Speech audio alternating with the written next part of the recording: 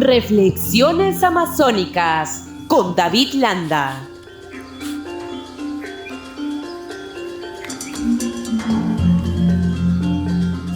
Saludamos a esta hora al ingeniero David Landa, ingeniero, ecologista, una persona conocedora de nuestra Amazonía. Y le agradecemos, como siempre, la amabilidad de compartir cada sábado estas reflexiones amazónicas a través de RCR, Red de Comunicación Regional. Qué gusto saludarlo, ingeniero Landa, muy amable.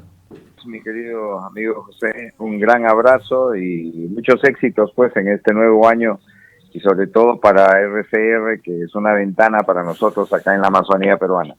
De la misma manera le deseamos los mejores éxitos para el presente 2023. Estábamos revisando un poco la historia y siempre en nuestro país ha surgido algunas corrientes que en algunos casos han sido exiguas, pero tratan en algún momento de generar, digamos, localidades con autonomía, corrientes separatistas. Ahora lo estamos viendo lo que ocurre en Sierra Sur específicamente, ¿no? En las regiones como Puno, Cusco, donde se genera una corriente separatista, si bien es cierto, impulsada, ¿no?, por Evo Morales Saima.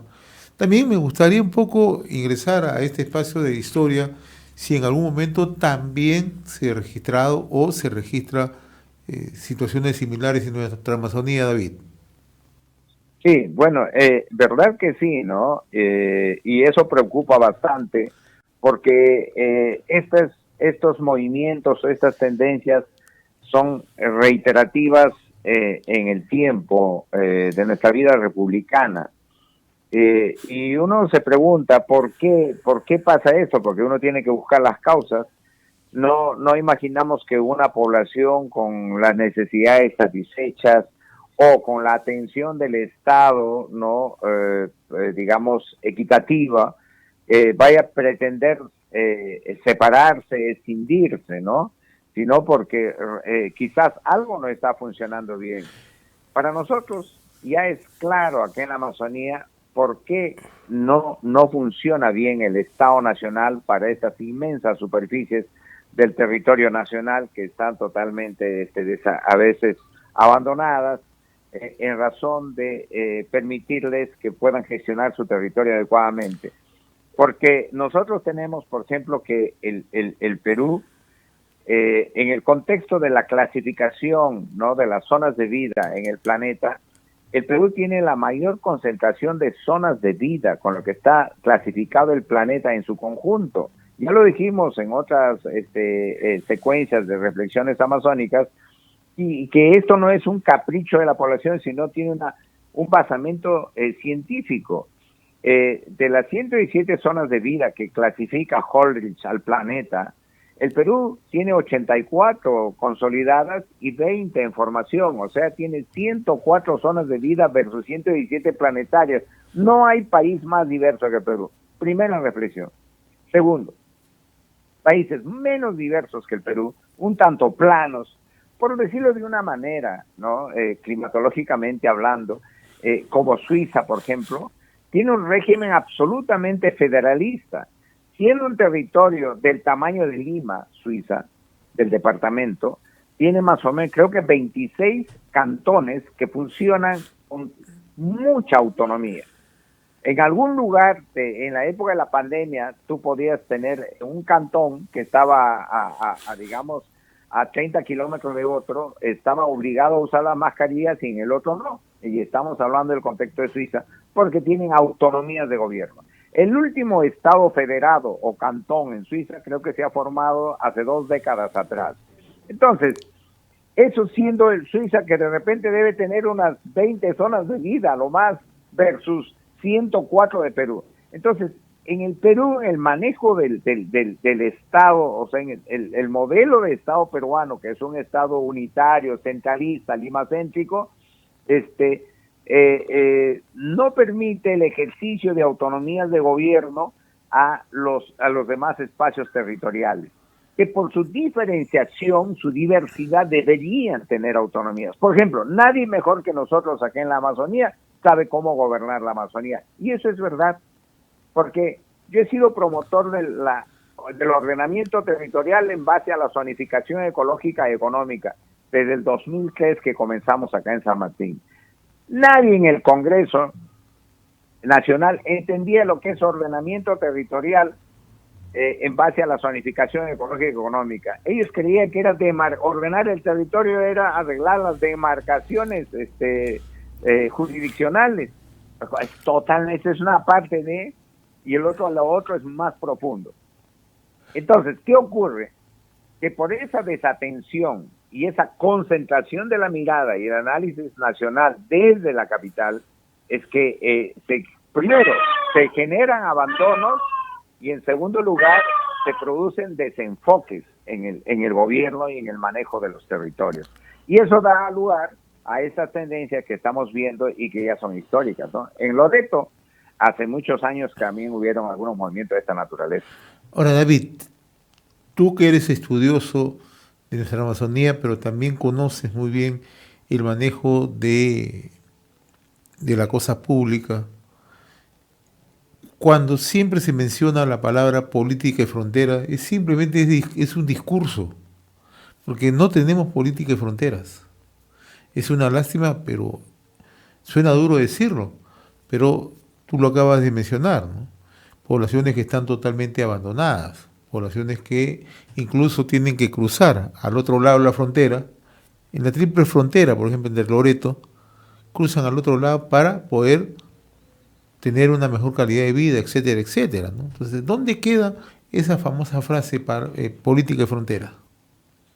No, es que en realidad es si existe alguna política de frontera, solamente es militar. Así es. Y de reflejo largo, ¿no? O sea, militar y de mirada desde las guarniciones militares que están alejadas de los puntos en sí, y no tenemos una política, digamos, de manejo, de gestión territorial de la frontera. De desarrollo sostenible, ¿no? No hay. Por eso, a eso me refiero, ¿no? Entonces, que tú llegues, las poblaciones están asentadas, ¿cómo llegas a ellos? ¿Cómo le atiendes sus necesidades? El ejemplo más claro es en el sur, en Madre de Dios, ¿no? El sur de la Amazonía peruana. Es que por acá tienes un departamento, Madre de Dios, que sus políticas ambientales, forestales, mineras, incluso, todas dependen de Lima. Y los desenfoques limeños han producido esa intervención desordenada, la aparición de los mineros informales y toda esa suerte de destrozo que le convierten en un paisaje marciano, esa parte tan rica de la Amazonía ahora, que cráteres por todos lados, parece un paisaje lunar. Entonces, ¿por qué? Porque está alejado, porque hay que pedirle permiso a Energía y Minas en Lima para tal o cual competencia, o esa lejanía lo que produce también es un alto grado e índice de corrupción, porque tú corrompes en Lima para que te den las prerrogativas allí, o está tan abandonado que tú tienes que pedirle permiso para intervenir a Lima, y en todos los sentidos, en todos los sectores, hasta en interior, ¿no? Yo quiero cautelar eso, hay que pedir permiso, rebota el tema, etcétera. No tenemos manejos autónomos, federados, de gestión territorial. Y al frente, Madre de Dios, que la misma composición, digamos, de ambiente, territorial me refiero, tienes a Acre. Exacto. ¿No? Así, Acre. Entonces, Acre es un estado federado de la República Federativa de Brasil. El estado de Acre se maneja con autonomía relativa, con gran autonomía, ¿no? Entonces ellos sí, las poblaciones asentadas ahí ejercen control de su territorio, gestionan su territorio, perfeccionan su enfoque de gestión territorial y se relacionan mejor con sus recursos y con sus gentes. Acá no podemos hacer eso porque todos dependemos de Lima. Hasta cuando estornudamos tenemos que pedirle permiso a Lima. Es una tragedia y eso genera estas situaciones. Y así que tenemos nosotros lugares tan apartados, tan desabastecidos, tan abandonados, que llevan a que de alguna manera vayamos a pasar las fronteras para lograr un poco de bienestar. Y ahora la pregunta es, ¿y por qué esos sitios sí, que los de Brasil son mucho más, digamos, privilegiados intelectualmente, o los de Colombia, ¿no? Que vienen hacia Leticia? Mírate tú que con el Tratado Salomón Lozano y por la disposición de un prefecto loretano, se ordenó entregar Leticia a Colombia. porque estaba tan alejado de Lima y Quito, sí, peor aún Leticia, que mejor es que lo administre Colombia, pero Colombia estaba más cerca. ¿Por qué?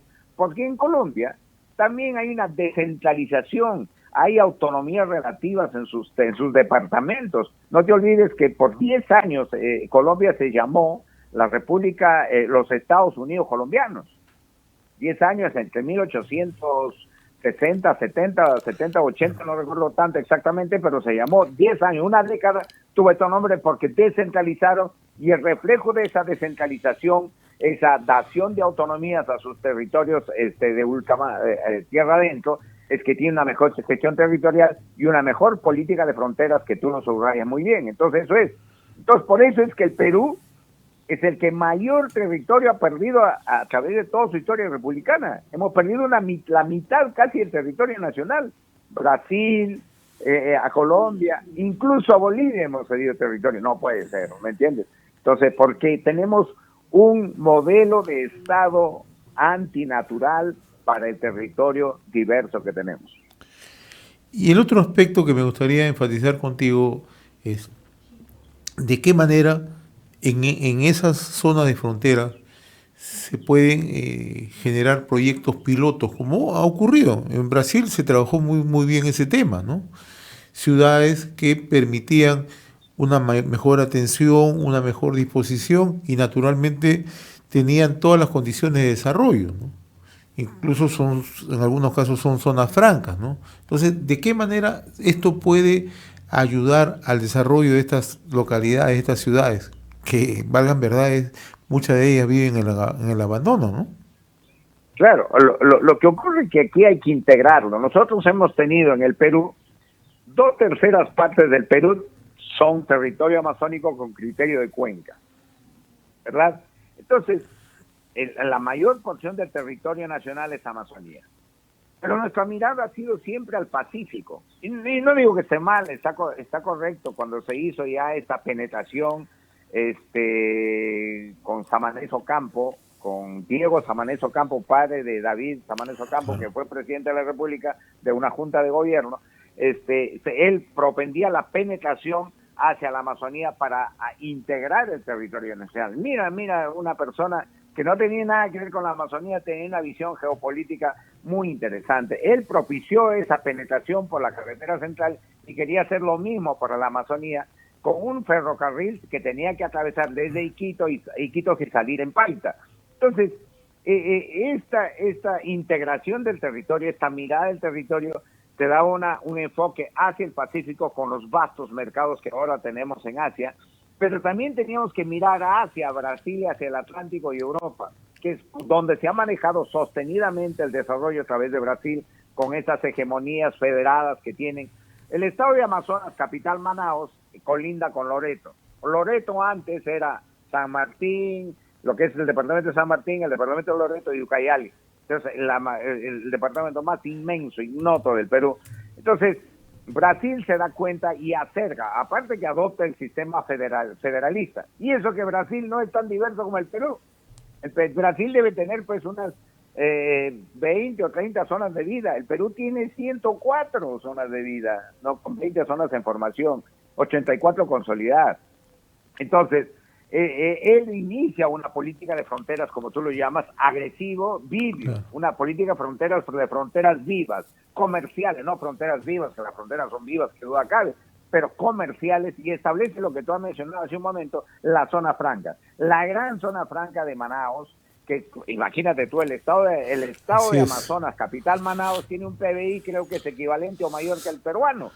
¿Por qué? Porque se brindó esas facilidades para lograr ese desarrollo, y en Iquitos no se ha hecho aquello. Imagínate, Iquitos está tan abandonado que ha tenido una asonada separatista en 1896, ¿no? Que José Madueño creo que lo comandaba, y Guillermo Seminario, que era un limeño prefecto de origen piurano, que al final de cuentas se declaró, como un Estado federado, atendiendo a la propaganda electoral de Nicolás de Piérola, que en su campaña había prometido federalizar el Perú. Entonces, ante ese abandono se sublevan en Iquitos. Eso esa sublevación, digamos, es dominada y tranquilizada por el señor Cervantes, Guillermo Cervantes, un militar que es enviado por Nicolás de Piérola.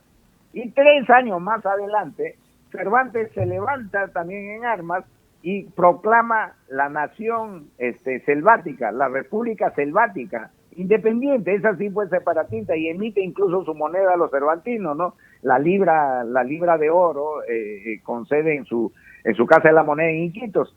Entonces, que es luego Cervantes, esta sonada separatista, termina que acaba en Moyobamba, cuando él viene a consolidar sus gobiernos y instalar sus autoridades.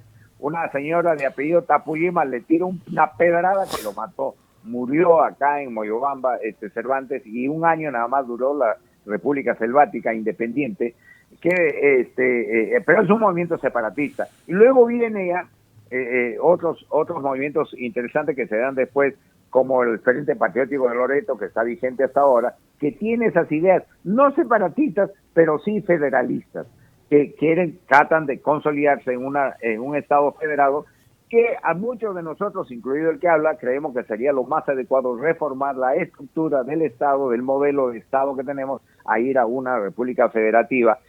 No como lo promueven algunos, no ahí simplemente de un modo oportunista, sino estructurar la propuesta desde un punto de vista científico para esa gestión adecuada del territorio y generar todos estos polos de desarrollo que tú mencionas como zonas francas, que tranquilamente lo podríamos manejar nosotros, ¿no? Muy bien, yo te agradezco como siempre la amabilidad que tienes con RCR, Red de Comunicación Regional David Landa. Vamos a seguir compartiendo todas esas inquietudes, ese interés que tienes tú en forma permanente sobre nuestra Amazonía. Te agradezco, no sé si tengas algo que agregar, por favor.